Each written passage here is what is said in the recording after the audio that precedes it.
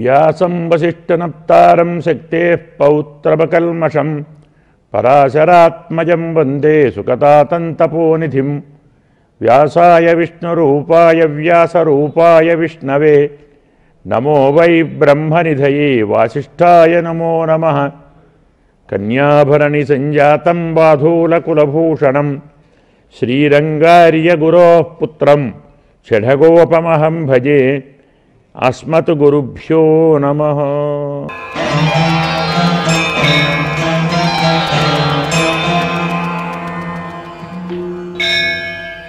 ఎలా ఉన్న నరసింహుడు దౌష్ట్రాకరాళం సురభీతి నాచనం కృత్వావపు దివ్య నృసింహరూపిణ త్రాతం జగద్యేన చెప్తాను. దౌష్ట్రాకరాళాలు ఉంటాయి. దేవతల యొక్క భయాన్ని పోగొట్టేవాడు, దివ్య నారద జలదాన్ని తీసుకున్నటువంటి వాడు, భయంకరంగా ఉన్నాడు, అందంగా ఉన్నాడు, భోగ్యంగా ఉన్నాడు, భక్తులకు ఆనందం కలిగించేవాడు, శత్రువులకు భయాన్ని కలిగించేవాడు. ఒకే రూపంలో భయంకర రూపం, అందులో శ్రీమత్ రూపం, తేజ రూపం రెండు కనపడతాయి. అందుకే నారసింహపు శ్రీమాన్ రెండు పక్క పక్కన పెట్టాడు. మరొక పేరు ఓం కేశవాయ నమః. ఇది మరొక నామం. అంటే ఏమిటి అర్థము? ఇలా చెప్పాము, సౌందర్యము, ఐశ్వర్యము ఇవన్నీ ఇందులో ఉంటాయి కదా. అలాంటి లక్షణాన్ని ఇప్పుడు చెప్తున్నాడు. ఒక్కొక్క దాంట్లో సౌందర్యము, ఐశ్వర్యము ఆయనకి ఏమేమి ఉన్నాయో అలాంటి వాటిని చెప్తున్నాడు. ప్రశస్త సిద్ధ నీల కుటిల కుంతలహ. కేశవాన్ అంటే అందమైన కేశములు కలవాడు స్వామి. ప్రశస్తమైన నల్లని కుటిల అంటే వంకర తిరిగిన, ఏమంటాం, ఉంగరాల జుట్టు అంటాం కదా. పరమాత్మ కేశములు ఉంగరాల జుట్టు. పరమాత్మ యొక్క సౌందర్యాన్ని బట్టే ఆయన కేశవ అని పేరు. కేశవ అంటే అందమైన కేశములు కలవాడు. కేశాద్వోన్యతరస్యాం ప్రథమశార్థంలో వా వచ్చింది, కేశవ అయింది. లక్ష్మీదేవి అమ్మవారు శ్రీమన్నారాయణ్ణి కేశ సౌందర్యాన్ని చూచే ఆయన్ని ప్రేమించి పెళ్లి చేసుకుందట. చెప్తుందండి పురాణం, నా మాట కాదు. అందుకే స్వామిని కేశవ, అందమైన కేశములు కలవాడు. ఐశ్వర్య గుణానికి, సౌందర్య గుణానికి ముఖ్య నిరూపకుని మాట చెప్తున్నారు. అందులో ఒకటి నామం కేశవ నామం. కేశవ అంటే ప్రశస్తమైనటువంటి నల్లగా వంకర దిగినటువంటి కేశ సౌందర్యం కలవాడు. కేశవ కేశములు కలవాడు. మనకు ఉన్నాయి కేశములు, మనం కాం. అందంగా ఉండాలి, అందంలో గొప్పగా కావాలి, నల్లగా ఉండాలి. మనకేదో నల్లగా ఉంటాయా? 40 ఏళ్ళు దాడితే తెల్లబడతాయి. మరి ఆయనకు 40 కోట్ల యుగాలు, కోట్ల అట్నే ఉంటాయి. అందమైన కేశ సౌందర్యం కలవాడు అనే అర్థంలో కేశవ ప్రధాన పురుషేశ్వర కేశవ అని చెప్పినాం. కాబట్టి ఇందులో శ్రీమాన్ అంటే సౌందర్యము, అలాగే కేశ అని చెప్తాం.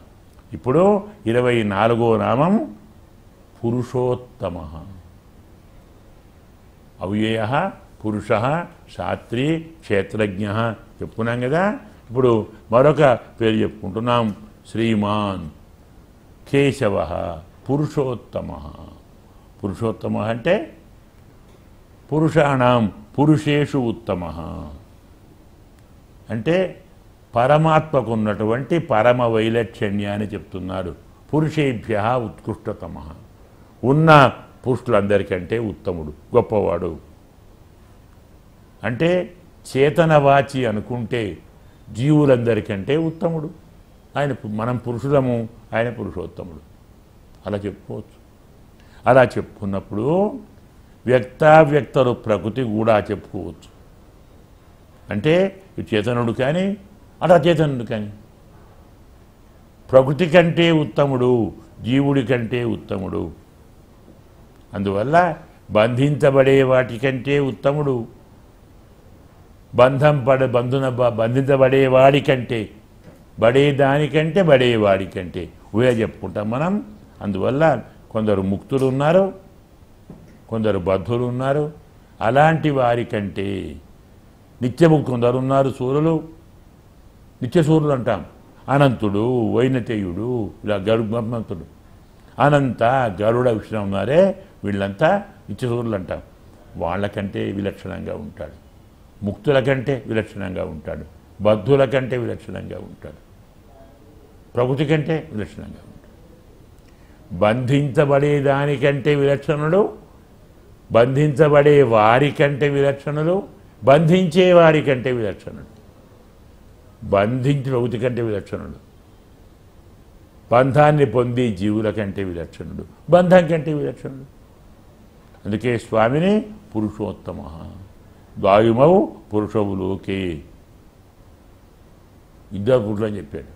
భూమి, ఆపః, అనలః, వాయు, ఖం, మనః, బుద్ధి, అహంకార ఇది యమ్మే భిన్న ప్రకృతులక్షద. ఇవన్నీ నా ప్రకృతులే. ఆయన ఇందులో ఉంటాడు, ఆయనకే వికారం రాదు. అవికారాయ శుద్ధాయ నిత్యాయ పరమాత్మని పరఃపరాణం పరమః. అలాగే భక్విదం పరం ద్రష్టవ్యం, చూడాలి, తెలియాలి. ఇక్కడ కూడా భోగ్య భోక్తృ నియంతృణాం అత్యంత భేద. భోక్త కంటే వేరు, భోగ్యము కంటే వేరు, నియంత కంటే వేరు. స్వామి తాను భోక్త కాడు, తాను భోగ్యము కాడు, తాను నియంత కాడందామా? లోకంలో వీళ్ళంతా వేరు కదా. అలాంటి వారికంటే ఈయన వేరు. అందరూ భోక్తల కంటే ఈయనే భోక్త. అన్ని తానే తింటాడు కదా. సర్వమస్సినామి తానే చెప్పుకున్నాడు. పత్రం పుష్పం ఫలం తోయం యో మే భక్తి తదహం భక్తిభూతం అస్సినామి ప్రయతాత్మన. భక్తి ఇష్టాలు తీసుకుంటానన్నాడు. కాబట్టి భోక్త ఆయనే, భోగ్యము మితము చెప్పుకున్నాం, ఆయనే భోగ్యం, అమృతం ఆయనే కదా. అలాగే భోగ్యం ఆయనే, భోక్త ఆయనే, భోగము ఆయనే, అనుభవం కూడా ఆయనే. అనుభవించాలో వద్దో చెప్పాను కూడా ఆయనే కదా. భోక్త, భోగ్యము, భోగము, నియంత, వీటికంటే ఆయన వేరు. అన్నీ ఆయనే, అన్నిటికంటే వేరు ఆయనే అనే అర్థంలో పురుషోత్తమ. కాబట్టి ఇలాంటి ఆపదలు పోగొట్టేవాడు ఆయనే, ఆపదలు రప్పించేవాడు ఎవరు? ఆయన కదా. అదే ఆయనే. ఆపదలు ఇచ్చేవాడు ఆయనే, ఆపదలు తప్పించేవాడు ఆయనే. ఆనందం ఇచ్చేవాడు ఆయనే, దుఃఖాన్ని ఇచ్చేవాడు ఆయనే. ఆయన ఎందుకు ఇస్తాడంటే మనమే చేసుకున్నాం కదా. మనం ఆచరించిన కర్మ ఫలితాన్ని మహానుభావుడు ఇస్తాడు. కాబట్టి అతను పురుషోత్తముడు. ద్వాయుమౌ పురుషవు లోకే క్షరశ్చ అక్షర ఏవచ. క్షరసర్వాణి భూతాని కూటస్థ అక్షర ఉచ్యతే తాని చెప్పుకుంటారు. అందువల్ల మనకి ఇందులో ప్రకృతి 8 రకాలు, అందులో తానున్నాడు. ఆయనకే వికారం లేదు.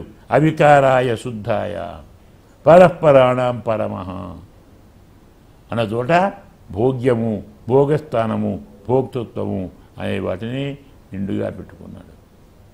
అన్నీ ఆయనే, అన్ని ఇచ్చేవాడు ఆయనే. బ్రహ్మణః సవికారస్య బ్రహ్మ సంసారస్య ఈశ్వరాతిరిక్త బ్రహ్మాది యుక్తమేత అని చెప్పుకుంటే ఈ మహానుభావుడే పురుషోత్తమ.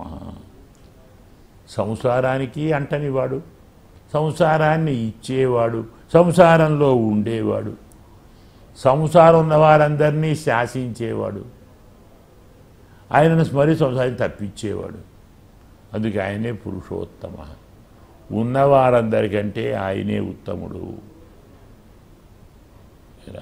అందుకే మనకు ఈ సంసారాన్ని తీసుకున్నప్పుడైతే మనకు బ్రహ్మణః సవికారశ్చ బ్రహ్మ సంసారశ్చ చెప్పుకొని ప్రళయ ఉత్పాదకయో, సృష్టి ఆయనే చేస్తాడు, రక్షణ ఆయనే, ప్రళయం ఆయనే, అన్నీ ఆయన చెప్పుకుంటాం కదా.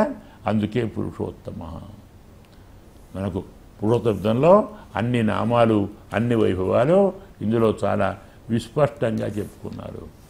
తరువాత మరో శ్లోకం సర్వ శర్వ శివ స్థాణు భూతాది నిధి అవ్యయ సంభవ భావనో భర్త ప్రభవ ప్రభు ఈశ్వర.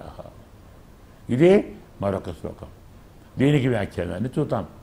మొదలు సర్వ అంటాడు. అంటే ఏమిటి? అన్నీ ఆయనే. అన్నీ అంటే ఓం సర్వాయ నమః నామని చెప్పుకోవాలి. సర్వనిర్విపేక్ష అనుపేక్షమాణ సర్వనిర్విపేక్షపి అనుపేక్షమాణ సర్వం స్వరూపం అంటే ఏమిటి? మనకు చేతనులు ఉన్నారు, అచేతనులు ఉన్నారు. ఇలాంటి వారందరికంటే ఈయన చాలా వైలక్ష్యం కలిగి ఉంటాడు. న్యాయంగా తనకు వాటితో ఏమవసరం లేదు. మనతో ఆయనకేం పని అండి? ప్రకృతితో ఆయనకేం పని? ఆయనతో మనకు పని కదా. మన కష్టాలు ఆయన పోగొట్టాలి, మన బాధలు ఆయనే పోగొట్టాలి, మనకు కావాల్సినవి ఆయనే ఇవ్వాలి. ప్రకృతిని అంతే రక్షించాలి. భూకంపాలు కదా ఇలాంటి బాధలు ప్రకృతిని కాపాడాలి, మనల్ని కాపాడాలి. కానీ మనతో ఆయనకేం పని? మనకు ఆయనతో పనండి, మనతో ఆయనకేం పని? పరమాత్మ ఎందుకు మన కష్టాలు తొలగించాలి? అవునా?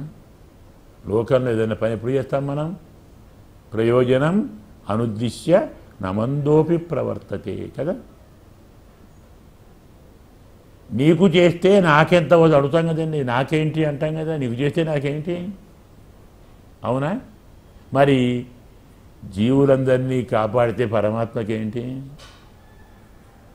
ఆయనకేం లాభం? ఆయనకేమైనా వస్తుందా? ప్రకృతిని కాపాడితే ఏమైనా వస్తుందా? అతనికి ఎవ్వరితో పని లేదు. ఎవ్వరితో పని లేకున్నా కానీ అందరినీ చేరదీసేవాడు. అది సర్వ అంటే అర్థం. అది తనకు ఎవ్వరితో పని లేకున్నా తాను అందరినీ తనలో దాచుకుంటాడు, తనతో కలుపుకుంటాడు, తనుగా ఉంచుకుంటాడు. వాడి స్వరూపాన్ని కాపాడుతాడు కదా, వాడి స్థితిని కాపాడుతాడు, వాడికి కావాల్సిన వాటిని ఇస్తాడు, వద్దన వాటిని తొలగిస్తాడు, బాధపడితే బాధ తొలగిస్తాడు. ఎందుకు తొలగించాలండి? ఏం పని ఆయనకు? ఆయన పని ఇదే, ఇంకేం పని లేదు. ఆయనకేం పని మనతోటి? మనకి ఆయనతో పని. స్వామి కాపాడు, స్వామి నా కష్టాలు వచ్చాయి కాపాడు. ఎందుకు కాపాడాలంటే ఏం చెప్తాడండి జవాబు? మనం నేను ఎందుకు కాపాడాలరా? ఏం చెప్పాలి? నీ గుణం నీ ధర్మం కాపాడటం కాబట్టి. స్వామి రక్షకుడవయ్యా, నువ్వు రక్షించేది నువ్వే. అది నీ స్వరూపం. మారుతుందా? శర్కర తీయగా ఉండును. ఎందుకు ఉండడు? ఏం చెప్తామండి? శర్కర తీయగా ఎందుకు ఉంటుంది? హేతువాదం చెప్పండి, ఏం చెప్తారు కారణం? దాని స్వభావం కదా. పరమాత్మ అందరినీ కాపాడుతాడు. ఎందుకు? ఆయన స్వభావం. జవాబు ఏం లేదు. జీవులతో కానీ ప్రకృతితో కానీ పరమాత్మకు ఎలాంటి అవసరం లేకున్నా వాటితో కలిసి వాటితోనే ఉండి వారితోనే ఉండి వారికి కావాల్సిన అన్నీ ఇచ్చి వారి పని లేని వాటిని తొలగించి వారిని కాపాడేవాడు. సర్వ అంటే అర్థం అదట. చూడాలి, శబ్దానికి అర్థాలు తెలియాలి. మనం సర్వ అంటే అన్నీ అంటాం. ఏమిటి అన్నీ? రక్షించబడేది, రక్షించబడవలసింది, రక్షించేది అన్నీ.